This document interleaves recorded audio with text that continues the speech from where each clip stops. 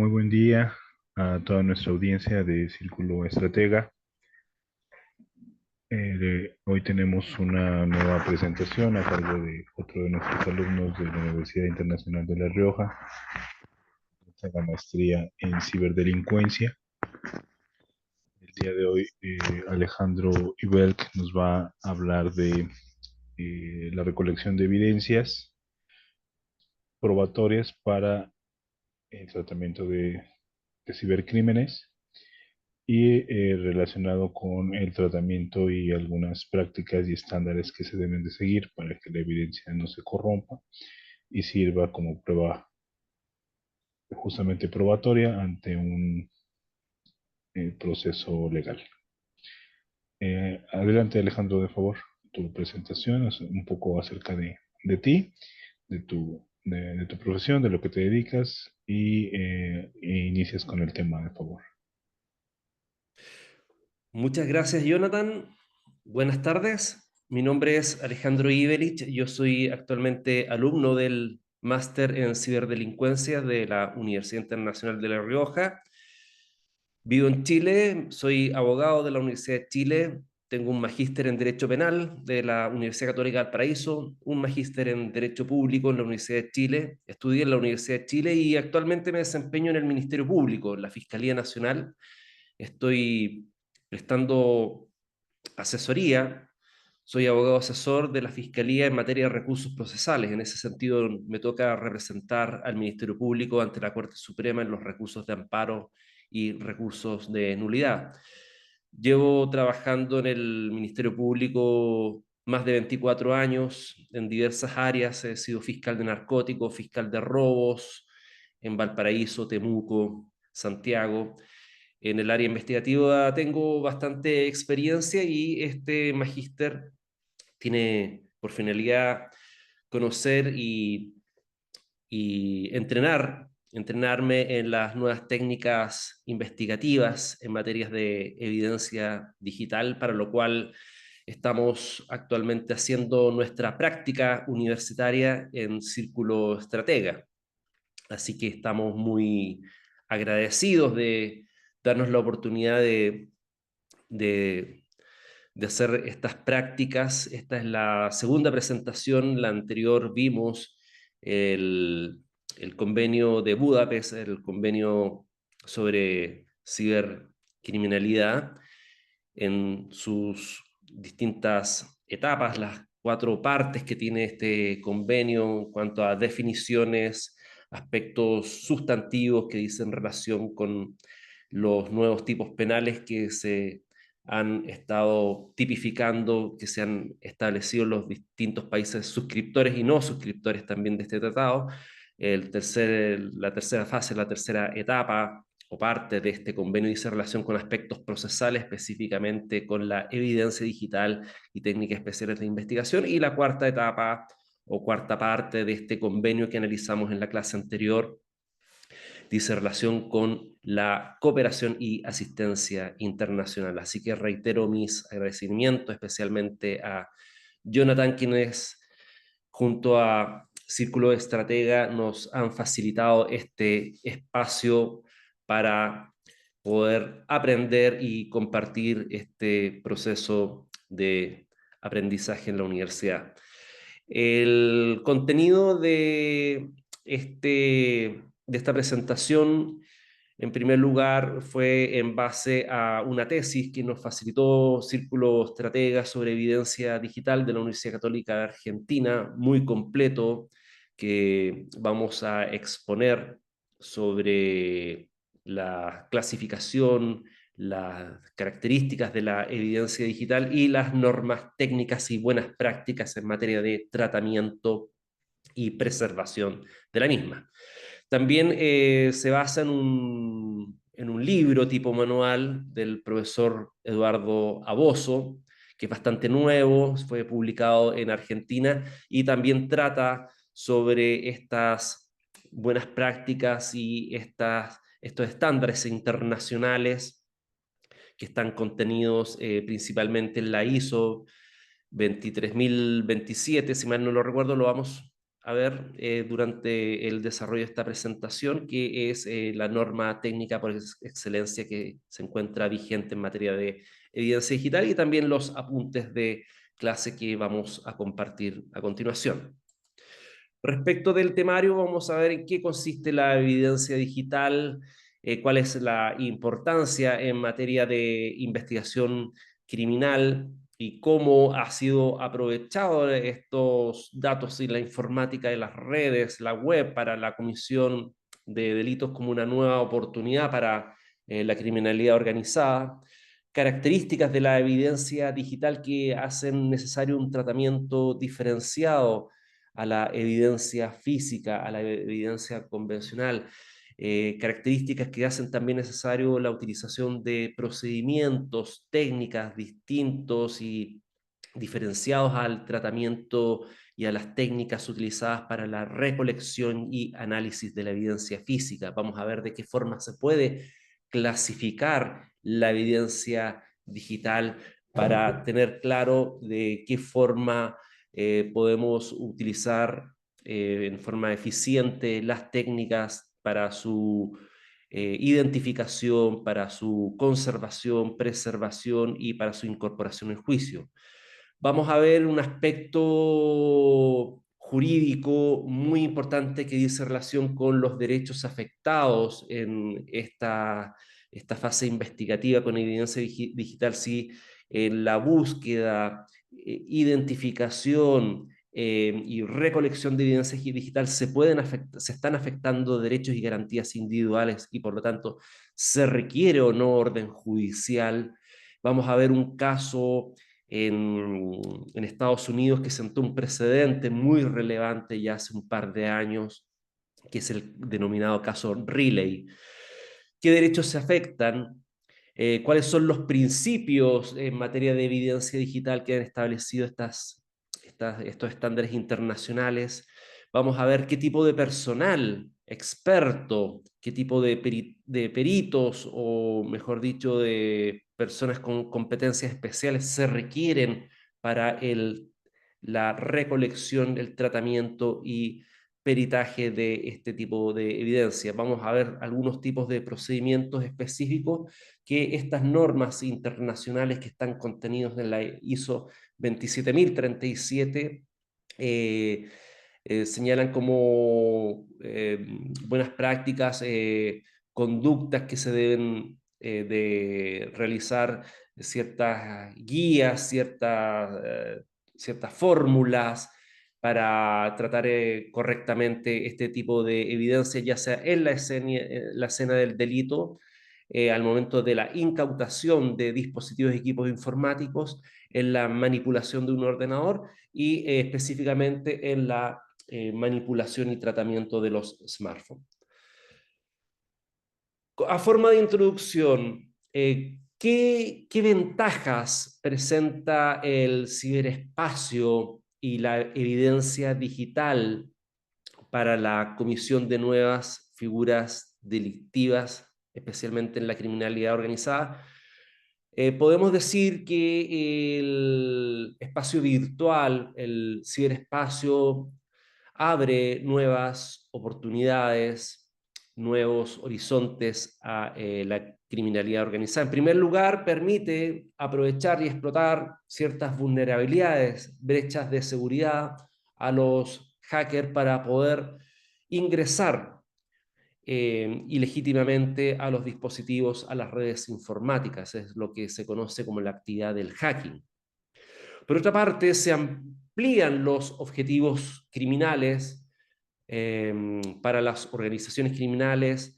Ya pueden derechamente, a través de estas herramientas informáticas, a través del ciberespacio, a través de las redes de Internet, acceder a los gobiernos, acceder a empresas, industrias y aumentar el número de víctimas que pueden ser afectadas por estas actividades criminales.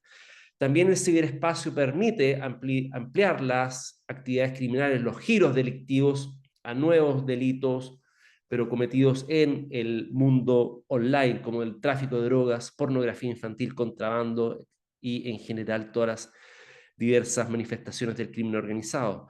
También el espacio virtual, Internet y en general el ciberespacio permite la eficiencia y la eficacia de las actividades criminales por su rapidez, por el bajo costo y por la amplificación de los efectos. Ya a diferencia de los ataques en el mundo físico, ya no es una relación uno a uno, es decir, un agresor, un atacante en relación a una víctima. Ahora es un atacante contra múltiples objetivos, lo que permite amplificar y masificar el daño, la lesividad de estas conductas en el ciberespacio. Y también se facilita el actuar criminal a través de dos fenómenos que llamamos el anonimato y la transnacionalidad. El anonimato, habíamos visto en la presentación anterior del convenio de Budapest, permite al ciberdelincuente no ser identificado a través de muchas técnicas, como por ejemplo el enmascaramiento de las IP a través de la dark web, permite ocultar la autoría de los delitos a través de la creación, por ejemplo, de perfiles falsos, a través del robo de identidad. Y la transnacionalidad es un fenómeno que permite al ciberdelincuente cometer el delito a distancia en otras jurisdicciones donde difícilmente puede ser perseguido. Ahora bien, ¿qué es la evidencia digital? Conforme a los conceptos amplios que ha dado la Convención de Budapest, se podría decir que la evidencia digital es todo registro informático que ha sido almacenado o que ha sido transmitido o que ha sido procesado o generado a través de una red o un dispositivo informático. Por ejemplo, una fotografía alojada en un teléfono celular o un smartphone es una evidencia digital que se encuentra almacenada.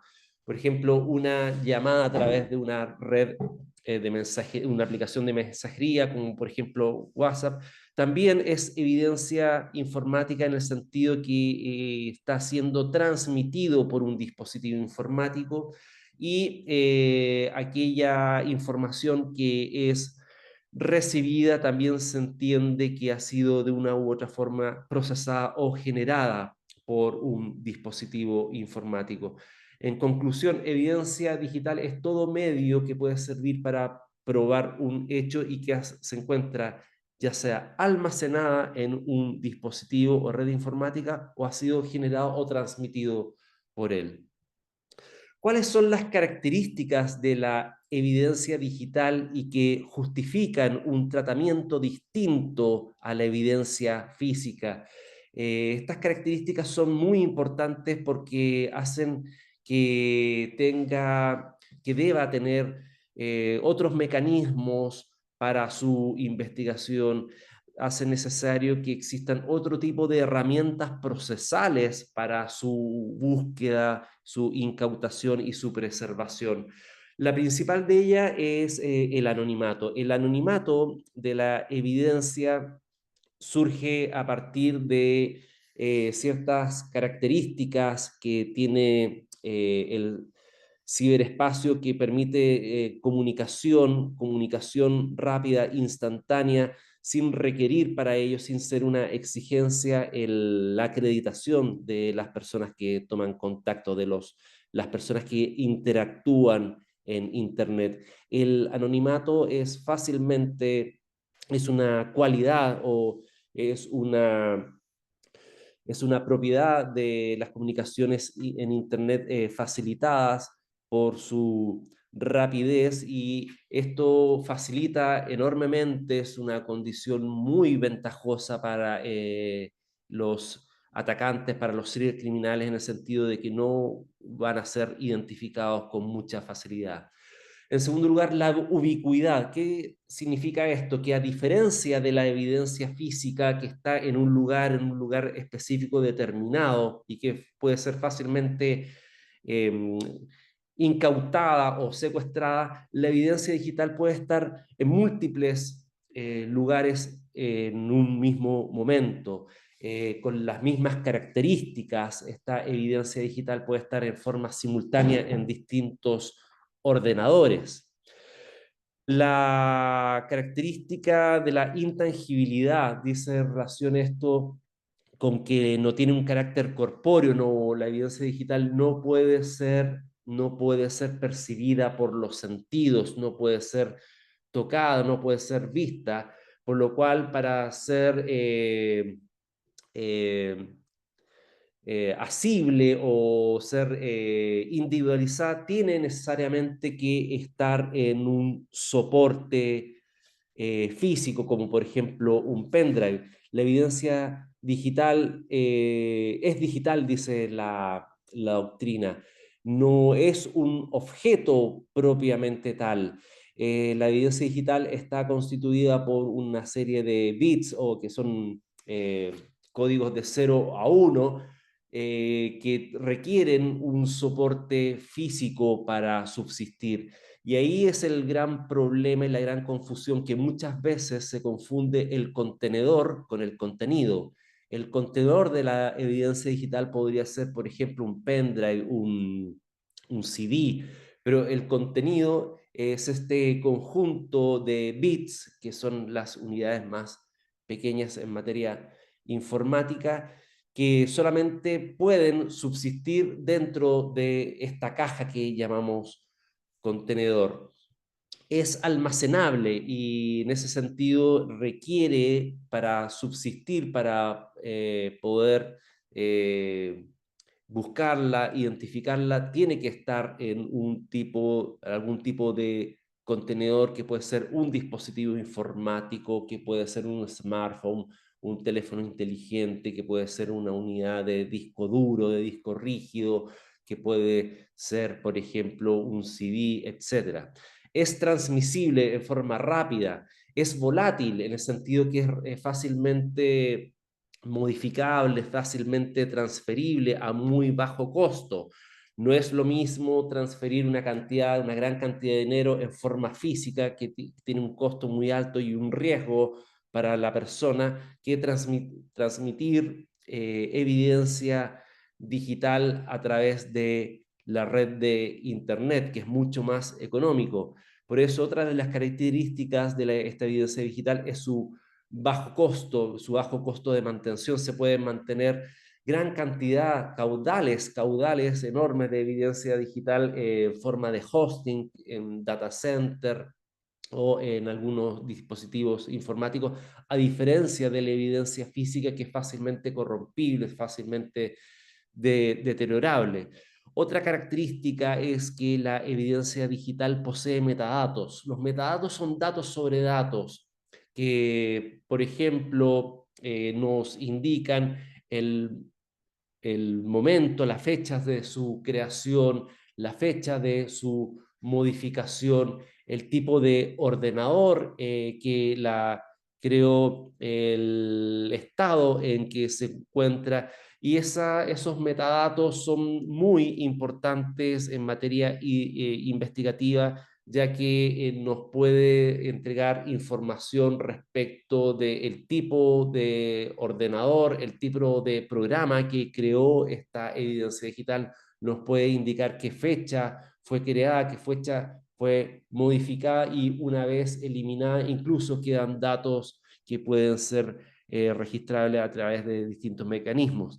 Es duplicable, es multiplicable en forma infinita, a diferencia de la evidencia física, eh, que si se obtiene una copia, la copia en la evidencia física no es la misma que la original, se va degradando y tiene esa categoría de copia. En cambio, en la evidencia digital no existen copias propiamente tales, sino más bien son duplicaciones o clonaciones, ya que la copia en la evidencia digital tiene las mismas características que la evidencia original. Y otra característica que es, como ya vivimos, modificable y es fácilmente eliminable. En ese sentido, es muy fácil eliminar evidencia digital, y por lo mismo hay que tener presente no solamente estas características, sino hay que tener en consideración que existen buenas prácticas y ciertos estándares para el manejo de esta evidencia para que pueda servir de medio de prueba. Una de las garantías más importantes, por lo menos en materia procesal y en materia judicial que tiene la evidencia digital, es su elevado, altísimo valor epistémico, es decir, el valor considerable que tiene la evidencia digital para acreditar objetivamente un hecho. Es importante y valiosa esta evidencia digital porque en la web quedan muchos rastros, muchos vestigios que permiten hacer la trazabilidad de ciertas conductas para acreditar hechos en un juicio. Por lo tanto, decimos que tiene un alto valor probatorio, un elevado valor epistémico para acreditar hechos en un proceso. Otro elemento importante es qué derechos se podrían ver afectados al momento de acceder a evidencia digital. Se accede a evidencia digital, por ejemplo, en la incautación de un teléfono celular, en la incautación de un dispositivo informático, como por ejemplo un computador, una unidad de computador, ya que si bien esa no es la evidencia, ese es, como decimos vulgarmente, es el fierro, el hardware. En el interior se puede contener mucha evidencia digital. El contenedor sería el dispositivo y la evidencia digital serían los archivos, los programas, los software, las comunicaciones que hay en su interior. Y en ese acceso se puede ver afectada cierta garantía o ciertos derechos, garantías individuales, como en primer lugar la privacidad. Imaginemos fotos, videos, conversaciones. Se puede afectar también el derecho al secreto de las comunicaciones en el sentido si se accede sin autorización a un flujo comunicativo entre personas a distancia. Se puede también ver afectada la autodeterminación informativa, que es un derecho de, de cuarta generación en el sentido de decidir libremente qué contenidos en nuestros dispositivos podemos dar a conocer a terceros y qué contenidos podemos mantener en reserva. Y se afectan obviamente todos los datos personales que puedan hacer identificable a una persona. Todos estos derechos se estima que son derechos y garantías individuales reconocidos por todos los ordenamientos jurídicos democráticos hayan o no suscrito la Convención de Budapest. Hay un fallo de una sentencia de la Suprema Corte de Estados Unidos muy relevante que se conoce como el caso Riley, que estableció una serie de garantías, un estatus especial a el contenido de estos derechos que se encuentran alojados en dispositivos que son evidencia digital. El caso es el siguiente. En un patrullaje policial en California, unos policías ven un vehículo conducido por un sujeto, le hacen un control vehicular y les llama la atención a esta persona, que en el sentido que podría ser sospechosa de haber cometido una serie de asaltos, de delitos contra la propiedad en California. Por lo tanto, es fiscalizado el vehículo que conducía. La verdad es que no estaba cometiendo, este señor de apellido Riles no estaba cometiendo ningún delito.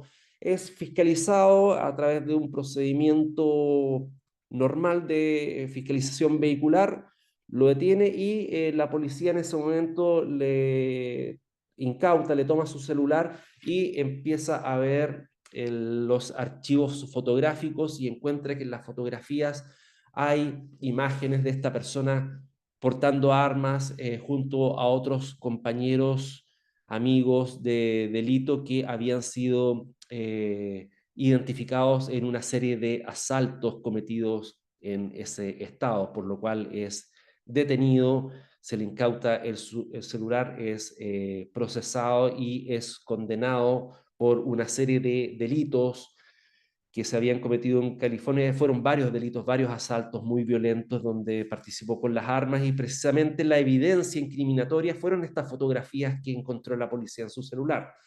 Pues bien, la defensa, esta persona lo condenaron a pena muy alta, pero la defensa recurrió ante la Suprema Corte de Estados Unidos alegando infracción a la Cuarta Enmienda, ya que la policía no contaba con una autorización de un juez para poder incautar y para revisar el contenido del celular y abrir esta evidencia digital que consistió en estas fotografías que lo incriminaban. La fiscalía alegó que los policías tenían facultades para registrar las pertenencias por medida de seguridad, porque cada vez que una persona es sometida a un control vehicular, puede la policía registrarlo por el temor de que se encontrara esta persona armado. Pues bien, este intento de la fiscalía y de la policía de asimilar el registro por medida de seguridad y de asimilar un arma de fuego a un celular no fue aceptado por esta interpretación por la Suprema Corte de Estados Unidos, y la verdad es que anuló esta sentencia porque estimó que había infracción de garantías, y señaló que no puede ser asimilado un teléfono celular a un arma para justificar el registro, y que este registro vulneraba el derecho a no ser arbitrariamente registrado, vulneraba la Cuarta Enmienda que protege a los ciudadanos norteamericanos de las requisas y allanamientos ilegales, y que la información contenida en este dispositivo, en este smartphone, albergaba información que era esencial para la intimidad, que estaba protegida por la expectativa de intimidad reconocida por la Constitución. Señaló expresamente este fallo que acogió el recurso de la defensa y anuló este procedimiento, sentando un precedente muy valioso en materia de garantías contra los allanamientos, las requisas ilegales, señalando que la suma de la vida privada de un individuo puede reconstruirse a través de 1000 fotografías con fechas, lugares y descripciones. No se puede decir de lo mismo de una o dos fotografías de seres queridos metidos en una billetera. Señaló la policía que en este registro es prácticamente como incautar una billetera, abrirla, ver si tiene droga, pero es muy distinto a registrar los bolsillos de una persona donde puede tener fotografía o donde puede tener armas, a registrar el contenido de un celular, abrir archivos y encontrar estas fotos. No son situaciones análogas, no son situaciones similares, por lo tanto la policía requería orden judicial para revisar el contenido de este teléfono. Clasificación de la evidencia digital. La verdad es que existen varios fórmulas de clasificación. No son clasificaciones legales, son clasificaciones que ha entregado la doctrina. Según el tipo de sistema informático, hay sistemas de computación abierto como ordenadores, discos duros, hay redes de comunicación, redes interconectadas y sistemas de comunicación convergente como un smartphone. Todo el contenido de estos sistemas informáticos son contenidos de evidencia digital. Según también el elemento, se distingue entre evidencia electrónica y evidencia digital. La evidencia electrónica sería el hardware, digamos, los fierros, el computador, el dispositivo propiamente tal, y la evidencia digital propiamente es el contenido, aquello que se encuentra almacenado, alojado dentro de estos hardware, que son los datos, programas, aplicaciones, software, por ejemplo. Según su generación, es evidencia generada en dispositivos, por los dispositivos, son los metadatos, son los registros que van arrojando eh, el procesamiento de los datos informáticos, es evidencia generada, producida por el mismo dispositivo, a la que llamamos metadatos.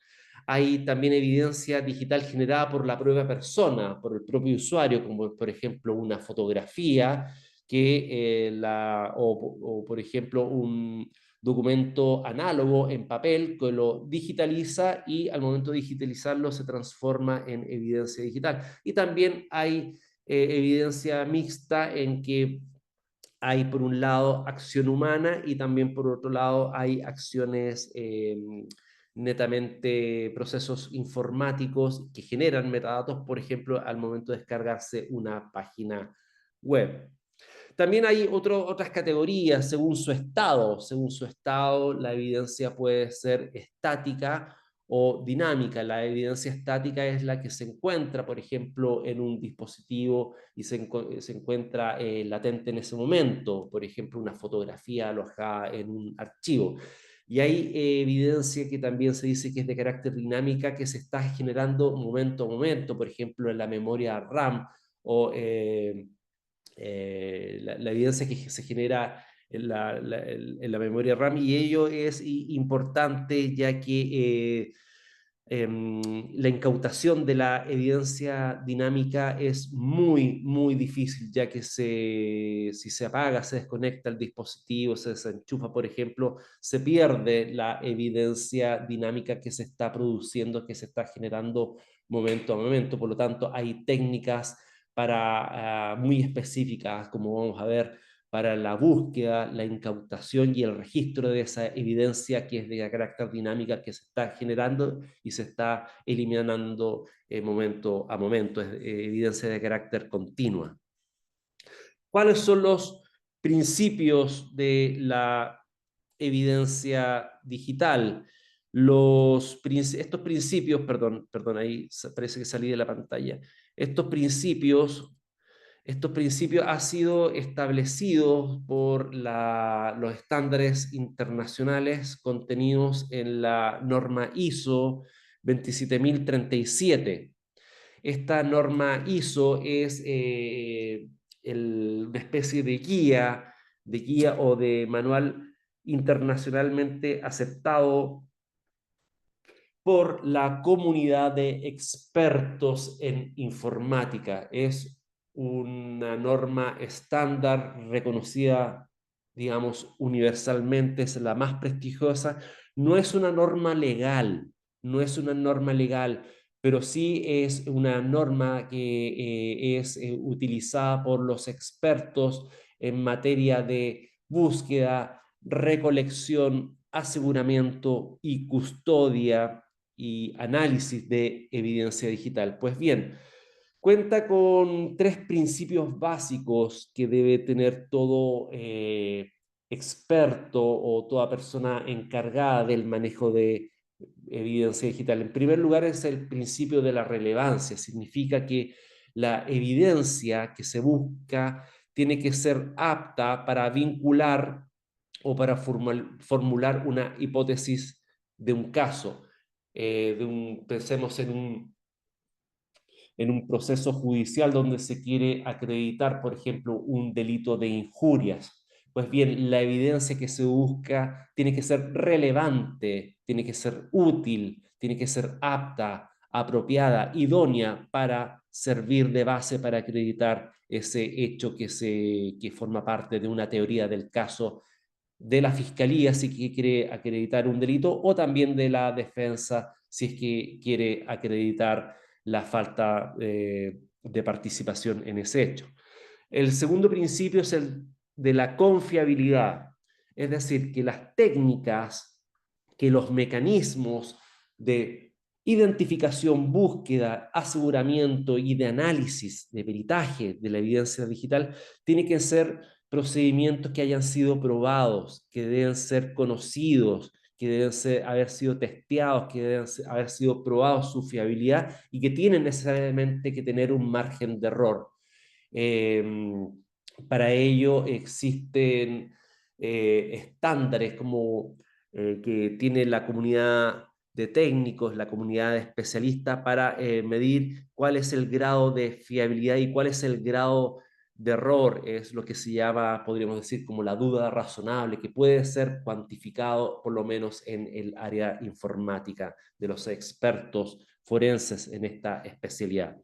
La suficiencia, es decir, que al momento de buscar, incautar evidencia digital, este proceso tiene que apuntar a este grado de suficiencia en el sentido de que tiene que ser lo suficientemente apto para acreditar esta teoría del caso. No se puede obviamente incautar toda la evidencia digital, los caudales son tremendos, es numerosa la evidencia digital que se puede encontrar, por ejemplo, en un ordenador, pero sí tiene que ser, no toda, pero sí lo suficientemente apto para poder acreditar o corroborar ciertas premisas en un juicio. ¿Cuál es el personal especializado en evidencia digital? Pues bien, la norma técnica, el estándar 27037, este estándar internacional de la norma ISO, señala que hay 4 tipos de especialistas en evidencia digital. En primer lugar, son los especialistas de primera intervención, los que primeros llegan al sitio del suceso, son aquellos encargados de levantar la evidencia digital, asegurar el sitio del suceso, fijan y documentan el estado de los dispositivos. Estos especialistas de primera intervención, los que primero llegan a acceder a la evidencia digital, no necesariamente, señala la norma técnica, tienen que ser peritos, no necesariamente tienen que ser ingenieros informáticos, no necesariamente tienen que ser expertos, pero sí contar con cierta experiencia en materia de evidencia digital que les dé la garantía a los, a los, al juez, a los intervinientes, de que cuenta con ciertas competencias para la custodia de esta evidencia digital. En segundo lugar, están los especialistas en evidencia digital, que tampoco necesariamente requieren tener un título de ingeniero, pero sí es una persona experta en análisis de evidencia digital. Y esa expertise se acredita principalmente a través de la experiencia, a través de cursos de capacitación, y tiene principalmente por objeto eh, analizar y presentar esta evidencia siempre de forma imparcial, es decir, sin tener compromiso con alguna teoría del caso, ya sea de la fiscalía o de la defensa. Después están los especialistas en respuesta a incidentes, aquellos especialistas que ya cuentan con ciertas herramientas forenses específicas para el aseguramiento de la evidencia digital, y los directores de laboratorio, que son los que dirigen todos los procedimientos en materia de recolección, incautación, aseguramiento, custodia y análisis de esta evidencia. Pues bien, la norma técnica contempla ciertos procedimientos básicos. Los que hemos seleccionado dicen relación, en primer lugar, con la escena del delito o con el sitio del suceso, que puede ser un sitio del suceso físico o puede ser un sitio del suceso virtual. Pues bien, los primeros especialistas que llegan a la escena del delito, al sitio del suceso, tienen ciertas responsabilidades que están establecidas en estas normas técnicas.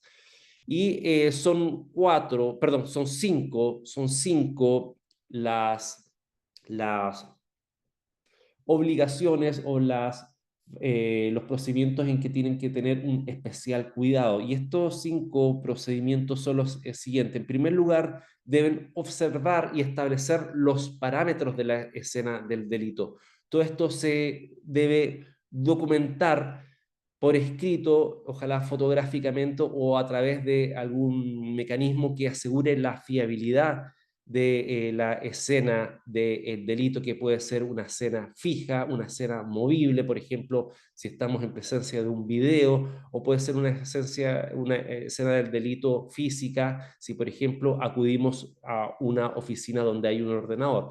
Pues bien, la norma técnica señala que el primero en llegar a esta escena debe establecer si el delito todavía está en progreso.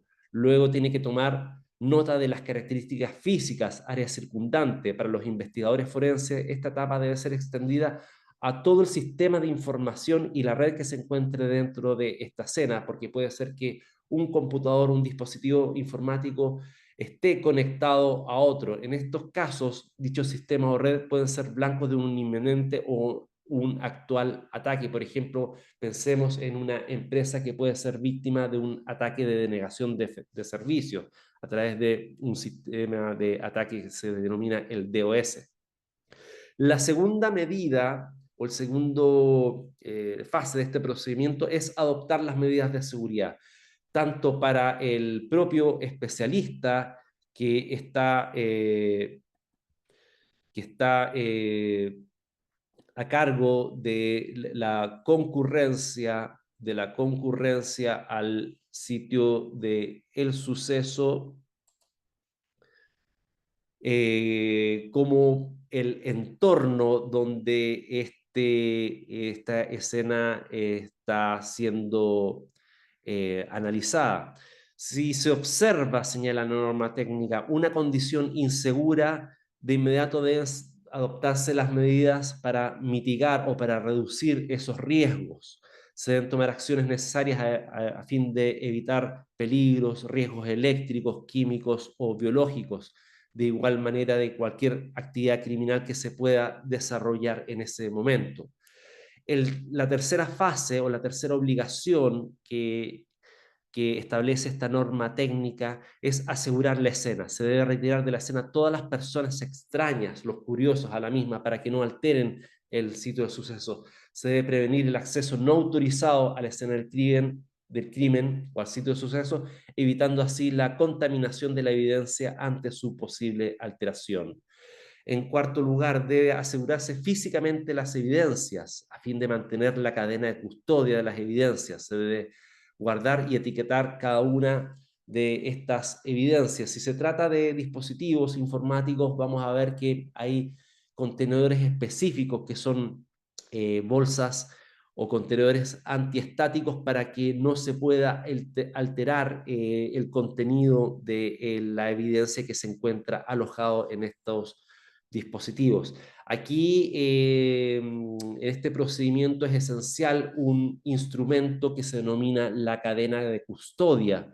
Vamos a ver que la cadena de custodia es un documento que consiste en una serie de registros que se van anotando en la misma cadena respecto de el estado en que se encuentra el dispositivo y la evidencia digital, la fecha, hora, quién accede, quién la transporta, cosa de garantizar y asegurar y dar garantías de identidad en el sentido de que la misma evidencia que se incautó o que se recolectó en esta escena del crimen es la misma evidencia que es posteriormente analizada, que es la misma evidencia que después es incorporada a un juicio y que es la misma evidencia que después es valorada por los tribunales. Y la última fase es la entrega de la escena del delito, del sitio de suceso, es decir, después de que se han cumplido todas las etapas anteriores, la escena puede ser entregada a las autoridades que serán cargo de la misma. Todo esto, insisto, esto es muy importante, bajo este registro, bajo este documento denominado cadena de custodia, que va a ser la garantía principal de identidad, de indemnidad y de aseguramiento de la evidencia digital. Ahora bien, ¿cuál es el procedimiento de incautación de los dispositivos o de equipos informáticos que se encuentren en esta escena? Estos procedimientos, esta guía está desarrollada en esta norma técnica denominado ISO 27037. Pues bien, en primer lugar, se requiere autorización judicial para incautar estos equipos informáticos, o también en en defecto de una autorización judicial, se requiere una autorización voluntaria de su propietario o tenedor. Lo importante es que esta autorización voluntaria cumpla también con ciertos requisitos de voluntariedad expresa, informada, detallada por parte de quien accede a ella para posteriormente evitar que se alegue algún tipo de engaño o infracción de garantías fundamentales al obtener esta evidencia digital.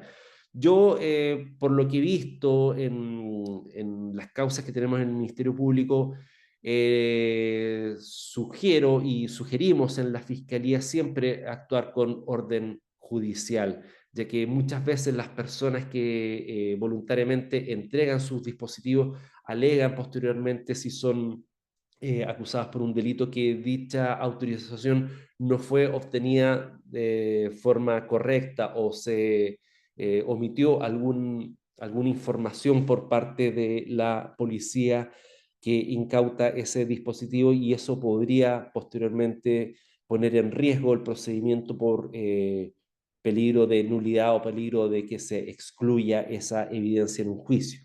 Pues bien, ¿qué es lo importante? ¿Qué señala la norma técnica? En primer lugar, ¿a qué hora se realiza esta incautación? Ya que es importante, ya que el sospechoso o el atacante puede estar en ese momento en línea y eso es importante, por eso es importante que se registre la hora, el momento en que se incauta la evidencia digital. Segundo lugar, ¿qué pasa si se entra sin aviso previo? Por ejemplo, se accede a una oficina con orden judicial sin estar notificada el propietario. Es importante entrar sin aviso previo para evitar la destrucción y la alteración de los equipos. Para eso se tiene que obrar en forma rápida, para evitar la destrucción o la pérdida de evidencia digital. En tercer lugar, es importante que el material forense, las herramientas con que cuenten los especialistas, ya sea de primera intervención o los especialistas, los peritos en análisis, que vayan con ese material previamente ya como equipo para poder incautarlo inmediatamente a través de estas bolsas antiestáticas que evitan que externamente pueda ser alterada o pueda ser manipulada por terceras personas a distancia.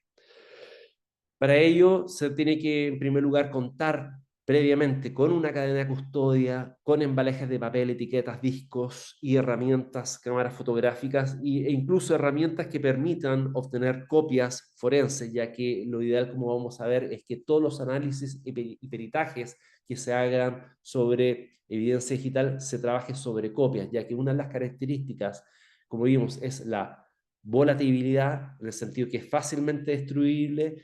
Se debe trabajar, indica la norma técnica, sobre copias de la evidencia y no sobre una única evidencia digital. En cuarto lugar, se debe realizar simultáneamente allanamientos e incautación en diferentes sitios, ya que los datos informáticos pueden estar alojados en diferentes lugares a través de sistemas de red o de conexiones remotas. El ideal es que esto se haga en forma simultánea en un solo acto, ya que si bien se puede estar incautando un dispositivo informático, en forma remota se podría estar borrando coetáneamente la evidencia que están incautando los especialistas. Se debe examinar el equipo. En sexto lugar, se deben crear respaldos en el lugar, ojalá, si es que hay especialistas, son los especialistas en informática los que deben obtener estas copias de la evidencia digital con la debida autorización judicial para generar estas copias para posteriormente ser analizadas. Se debe fijar, grabar la escena del crimen, se debe fijar los códigos, las claves de acceso, las contraseñas en la medida que exista esta información y se deben buscar documentos que contienen información de acceso, conexiones a redes muy importantes. Vamos a ver que son, por ejemplo, los cables, los enchufes, los cargadores, ya que puede haber información, puede haber datos informáticos de relevancia en el mismo. Insisto, en todos estos procedimientos de incautación de equipos informáticos siempre, siempre es indispensable la cadena de custodia, ya que este documento va a ser una garantía de identidad y de inviolabilidad y de transparencia en el procedimiento de recolección, análisis e incorporación para después ser valorada debidamente en un juicio. Por otra parte, también la norma técnica establece procedimientos en materia de manipulación de un ordenador. En primer lugar, señala la norma técnica internacional que se deben tomar los objetos con guantes. ¿Por qué? Porque los dispositivos informáticos pueden haber rastros biológicos, huellas digitales, sangre, otros elementos que pueden servir para identificar aquellas personas que han tenido acceso eh, y han sido los que han creado esta evidencia digital para cometer un delito, o que también puede explicar esta evidencia, se puede explicar y se puede acreditar a través de no solamente la evidencia digital, sino de esta evidencia científica de carácter física. Se debe asegurar el lugar, asegurar que los equipos de cualquier tipo de intervención física o electrónica, en el sentido de que no sea afectado, no se vea alterado la evidencia digital por este tipo de intervención física a través de golpes, o electrónica a través, por ejemplo, de una descarga eléctrica. Si no está encendido, no lo encienda. Esta es la regla de oro. Vamos a ver cómo se maneja esto de los dispositivos, si está encendido o apagado. Si no está encendido, no lo encienda. ¿Por qué? Porque el dispositivo puede estar protegido a través de un sistema de autodestrucción, o porque si el dispositivo es encendido, el ciberatacante vía remota puede eliminar la información que se encuentra en el interior. En cuarto lugar, se debe verificar el sistema operativo a fin de iniciar apagado y evitar pérdida de información. Si usted cree que está destruyendo evidencia, debe desconectarlo evidentemente. Esta es una decisión muy complicada. Si se cree que se está destruyendo la evidencia, es una reacción que debe quedar a criterio de la persona, del primer especialista que interviene. Si se ve que el dispositivo se está eliminando información, debe desconectarlo inmediatamente. Esta es una decisión muy crítica. En sexto lugar, si está encendido, no lo apague. ¿Por qué? Porque puede estar descargándose material ilícito, se puede estar descargando un archivo, puede haber una comunicación en desarrollo, y la desconexión o el apagado del dispositivo puede implicar que se pierda esta evidencia que se está generando. Y si es posible, siempre llamo a un técnico, a un especialista forense para manipular este ordenador. ¿Qué pasa si no hay técnico? ¿Qué dice la norma ISO 27037? No use el equipo informático ni intente buscar evidencias si no tiene la competencia para ello. Para la búsqueda de evidencia digital siempre tiene que operar, siempre tiene que actuar un especialista, una persona idónea con competencia para ello. Si está encendido, no lo apague. No lo apague. ¿Por qué? Como dijimos, se puede estar desarrollando se puede una conversación telemática, se puede estar descargando material ilícito, por lo tanto, no es bueno, no es recomendable apagarlo. Si el equipo tiene un mouse, se señala la norma que es importante moverlo para que siga prendido y no se bloquee el dispositivo informático, perdón. Si el aparato está conectado a una red, anote los números de conexión, en lo posible obtener el número IP, ya que la dirección IP nos va a permitir en lo posible determinar el sujeto que está abonado a ese contrato de prestación de servicio con la empresa proveedora. Fotografiar pantalla, conexiones y cables, usar bolsas especiales antiestáticas para almacenar discos rígidos y otros dispositivos de almacenamiento electromagnético. Si en caso de urgencia no tiene estas bolsas antiestáticas, perdón, se recomienda utilizar bolsas de papel madera. Evitar el uso de bolsas plásticas, ya que tienen estática y pueden causar descargas eléctricas y dañar la evidencia digital, que es altamente volátil. Colocar etiquetas a los cables para facilitar la reconexión posteriormente. Etiquetas identificatorias, cada dispositivo con su cable original o el que sea encontrado en el sitio del suceso. Anoten la información de los menús y de los archivos activos sin, obviamente, utilizar el teclado. Cualquier movimiento del teclado puede borrar información importante. Si hay un disco, un pendrive o un CD, retíretelo y protéjalo y guárdelo en un contenedor de papel.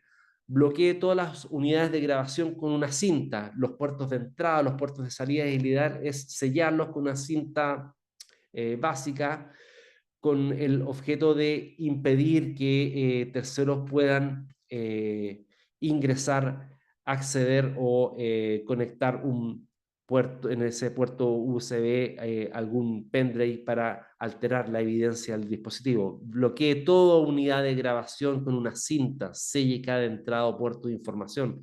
Desconecte la fuente de poder, quite las baterías y almacénelas de forma separada del equipo. Anote el número de identificación, mantenga siempre la cadena de custodia, lleve todo cable accesorio de conexión. Insistimos, en los cables, los cargadores, los especialistas pueden encontrar evidencia digital valiosa, de interés. Es posible que existan otros datos importantes en sistemas periféricos, por ejemplo, en una impresora, en una cámara de video, si fue conectado, por ejemplo, a una red. Por lo tanto, desconecte el cable de poder de todo hardware, del router, que también es una evidencia que puede ser de mucha utilidad. Lo importante en que todo este procedimiento, en todas estas fases, todas estas etapas, se documente, se registre cada uno de estas fases de operación, detallando quién está realizando esta actividad, quién está interviniendo, el estado en que se encuentra, y paralelamente se fije fotográficamente todas estas etapas y procedimientos para garantizar que la misma evidencia que se está levantando, que la misma manipulación en el sitio del suceso de este dispositivo, es la misma evidencia, es el mismo dispositivo que después va a ser analizado y presentado como evidencia a un juicio. Hay una norma, hay una guía específica dentro de la ISO 27037, que trata en específico la manipulación de un smartphone, de un teléfono inteligente, por ejemplo, que cumple múltiples funciones. ¿Qué evidencia se puede encontrar dentro de este dispositivo? Mucha información, números de llamados, números guardados en la memoria, números en el marcado rápido, información guardada en la memoria del teléfono, nombres, direcciones, números personales de identificación, números de acceso al correo, voz, contraseña. Además, se pueden encontrar números de tarjeta de crédito, fotografías, videos, etcétera, etcétera. Es mucha la información que puede ser encontrada en el interior de este dispositivo llamado smartphone. ¿Cuáles son las reglas si se encuentra encendido o apagado? Se llaman las reglas de encendido on y de apagado off. ¿Qué pasa si en la escena o al momento de incautar un smartphone, este está encendido? Si está encendido, la primera regla es no lo apague. Si lo apaga, puede iniciarse el bloqueo del aparato y después nunca más recuperarlo. Por lo tanto, hay que transcribir toda información de la pantalla del aparato si está encendido. En lo posible, tomarle una fotografía. Vigile la batería del aparato y transporte del mismo que pueda hacer que se descargue. Es decir, hay que tener a la mano el cargador original o uno alternativo para evitar que el smartphone se apague. Por otra parte, hay que sellar las entradas y salidas. Esta es una garantía porque el día de mañana la defensa puede impugnar la evidencia que se encuentra en el interior, alegando que no estaba debidamente sellados los puertos de entrada y de salida y que cualquier persona podía ingresar información que no estaba ahí al momento con anterioridad a la intervención de la policía.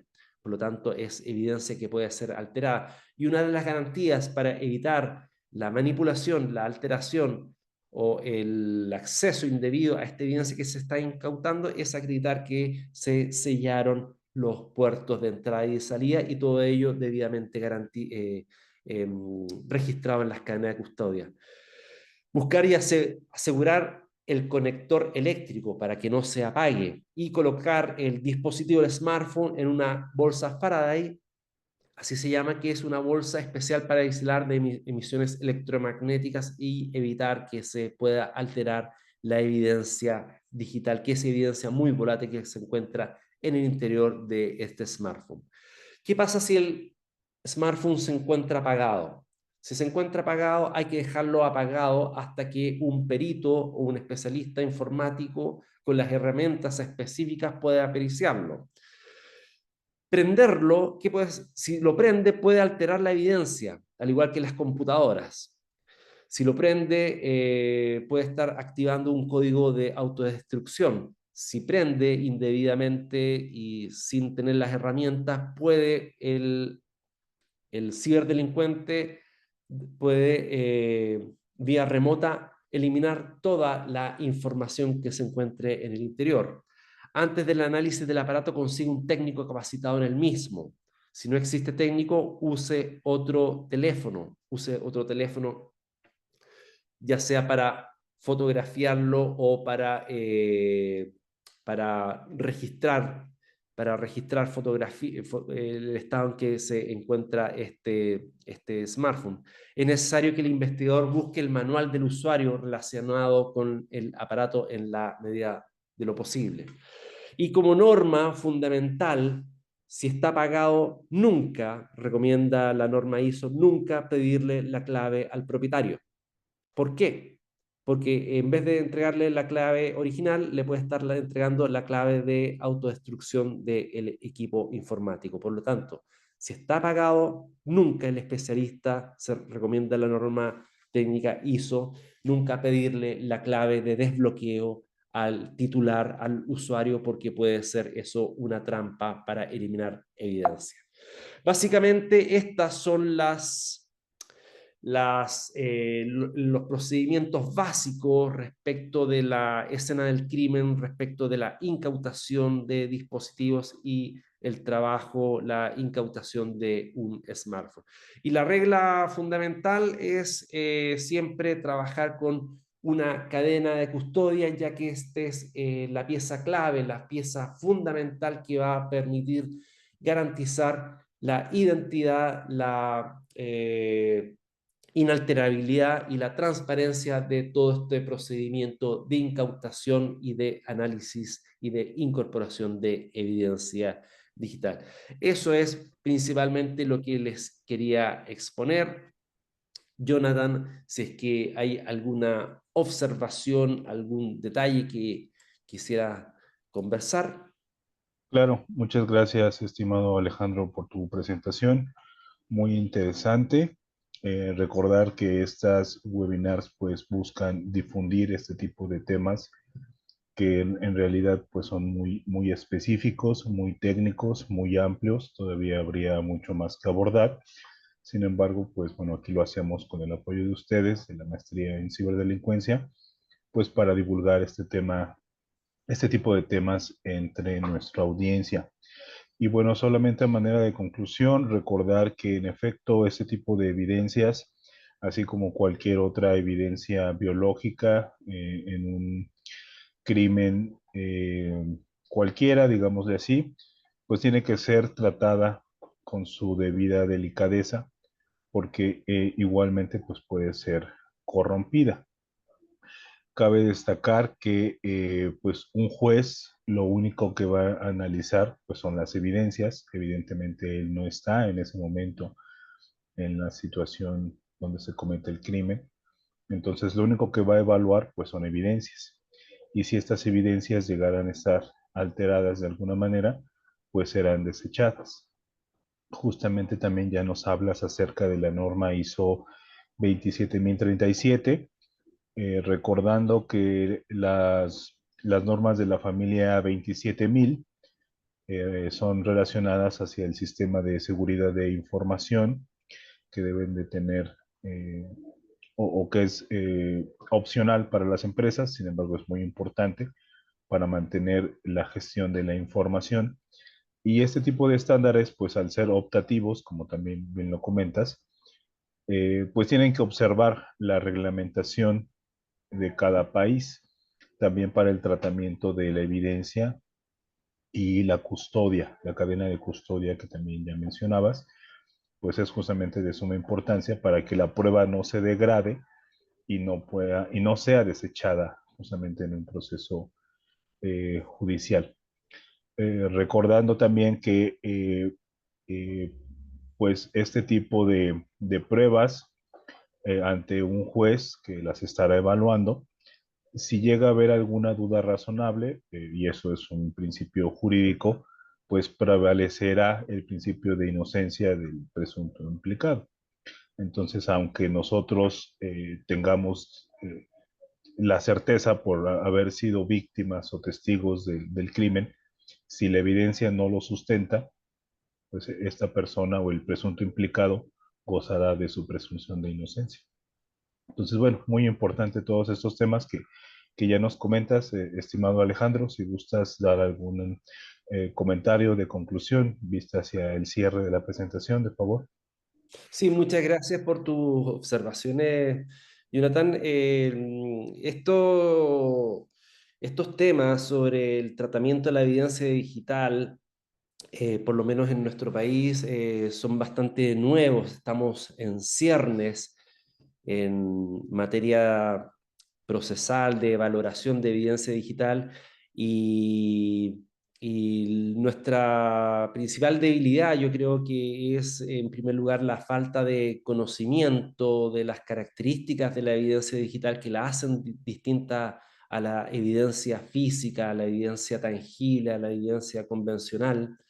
Y la segunda debilidad es la falta de profesionales idóneos a nivel de los operadores del sistema, a nivel policial, ya que son muy escasos los departamentos de cibercriminalidad en las policías y cada vez aumenta más los procesos en que la evidencia digital es relevante en juicios para acreditar un hecho. Entonces, yo creo que todo esto que está haciendo Círculo Estratega de organizar estas charlas, estos webinars, son un aporte muy importante para difundir estos temas, ya que en poco tiempo más yo creo que la evidencia digital va a superar en importancia y en relevancia la evidencia física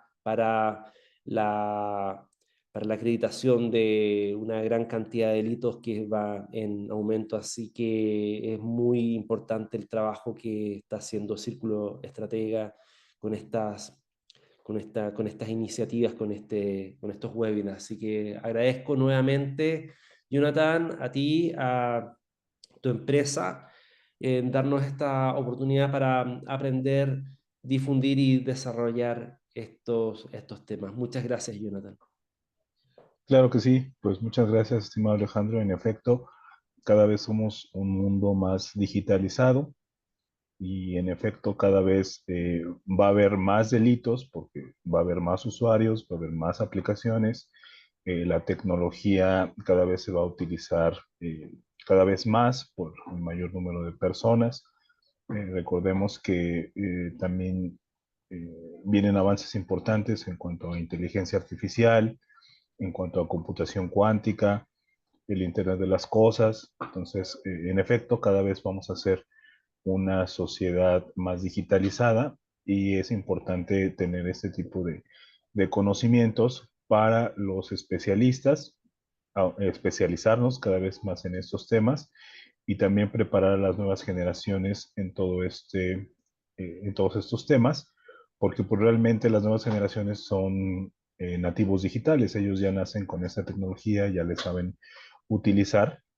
Sin embargo, pues pueden también desconocer los riesgos y el tratamiento que hay que darle justamente a este tipo de cuestiones en cuanto a ciberdelincuencia, tratamiento de pruebas, marcos jurídicos, porque pasa mucho que en el ámbito de la ingeniería, pues nos interesa todo el aspecto técnico, pero se descuida todo ese aspecto legal, entonces eso puede ser una vulnerabilidad.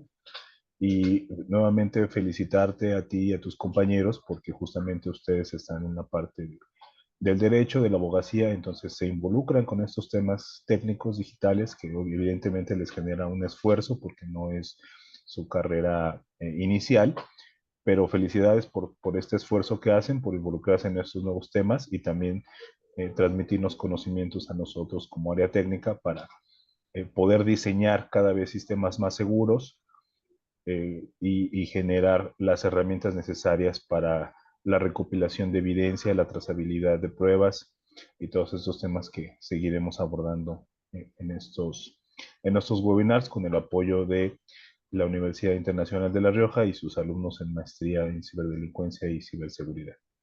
Pues muchas gracias, estimado Alejandro. No me queda nuevamente más que agradecerte y bueno, sigamos trabajando desde nuestras trincheras. Muchas gracias. Gracias. Estén Que muy estés bien. muy bien. Hasta Adiós. luego. Gracias, hasta luego.